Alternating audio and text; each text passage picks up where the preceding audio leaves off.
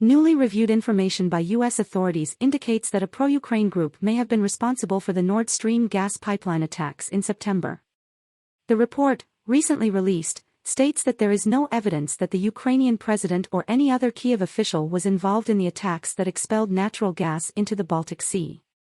However, U.S. authorities claimed that the perpetrators were likely Russian or Ukrainian citizens who opposed the regime of Vladimir Putin. Since the explosions that affected the Nord Stream 1 and 2 gas pipelines, which transport Russian gas to Germany, months of speculation about who was responsible followed. The U.S. intelligence review suggested that the attackers were opposed to Russian President Putin, but did not specify the members of the group, or who directed or paid for the operation, according to the New York Times. Officials who reviewed the intelligence said they believed the saboteurs were probably Ukrainian or Russian citizens, or some combination of the two. U.S. officials said no American or British citizens were involved, the newspaper's report said.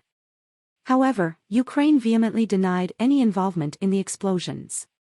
The country has been an ally of the U.S. and the West against Russian aggression in the region, and recent accusations that a pro-Ukraine group could be involved in the attacks are highly controversial. Russia, in turn, repeatedly denied being involved in the attacks and blamed the West. The U.S. and NATO called the pipeline attacks an act of sabotage.